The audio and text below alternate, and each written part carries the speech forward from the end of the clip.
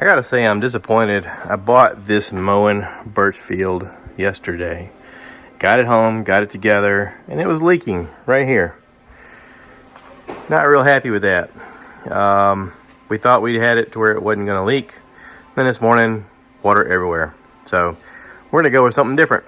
My wife wants to try this Greydon Delta. It's got a touchless feature and a magnet built into the handle. I don't know how the touchless thing works, but we're gonna try it out. So here it is. There we go.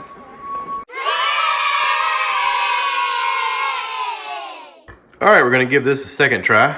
All this is ready for me to go ahead and install. All right, opening the box up, I got my instructions right here. Looks like I've got my battery thing for the touchless flow. I got that little hand soap dispenser thing that I'm not going to use.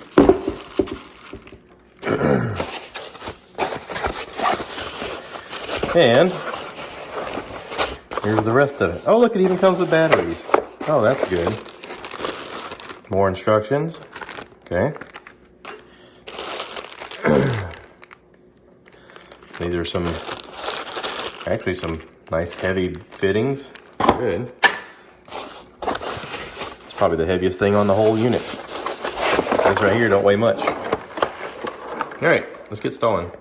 All right, so it's good to have someone help you to hold the base steady while you get up underneath here and straighten things out. This one has an unusual prong connector that you gotta really tighten down, but there's 4 wires this time. You got your 4 pipes for your water, and then you got that extra wire in the way. So there's 5 actually. But yeah, once you get that secured and tightened down, then we're on to the next step. All right, so the next step says to put this little tiny nub piece inside of your water valve and then put this other piece over your water valve. I guess it's to give it some more compression or just a tighter fit.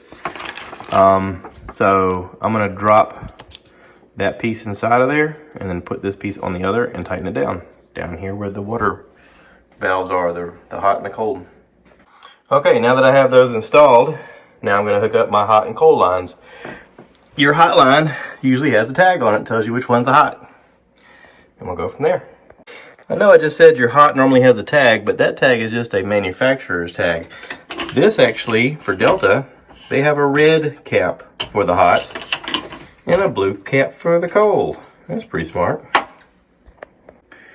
All right, so it had me do a step where I put a bucket underneath there and I open up the valve and turn the water on so that I can see the water flush through the line. I guess that's also to prime it, that way it's ready to go. Because your next step is you're gonna put on this automatic piece that's gonna allow the touch part to work. So it looks like I just connected on top here in like a quick connect thing and then use this bracket to hold it in place. All right, so it had me put the weight on the hose that has the sprayer. You can kind of see it back here. That's the weight. I wanted to make sure it wasn't tangled up in the line, so I got it behind it. And then I pressed it onto the connector at the bottom of the sensor, and I used a blue connector to make sure that it holds it in place.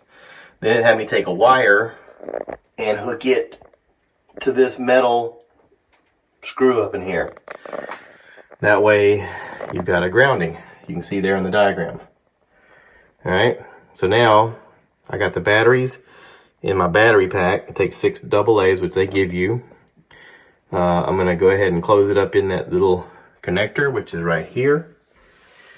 And then I'm gonna make sure the sprayer is hooked up and we'll go from there. All right, I almost missed this step. You're supposed to plug this little wire into the side of your box. You can see I got it plugged in. Went in and hooked my batteries up. I'm not sure where I'm gonna sit those. I don't necessarily want to put it underneath where water can get to them. Just in case there's a leak, I might sit them against the back wall or over here. It's got enough wire where you can kind of move it around. But we're gonna go to the next step, which is about the sprayer. All right, so let me show you guys how it works now. This is different than our other faucet because the hot is towards us. and the cold is away from us, which is interesting.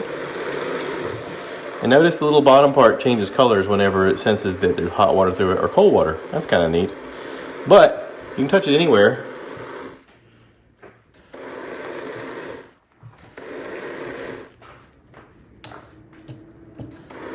I guess it's got to be the handle part. It can't be the actual nozzle. But this has to be on in order for that to work. If you notice, whenever you touch it, the light comes on. Touch it again, it turns off.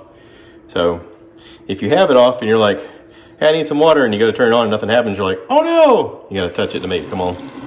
So it's kind of neat. I like it. What do you think? You like it? Oh yeah. Oh yeah.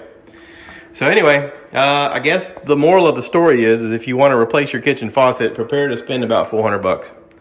That's the moral of the story. Yeah. Okay.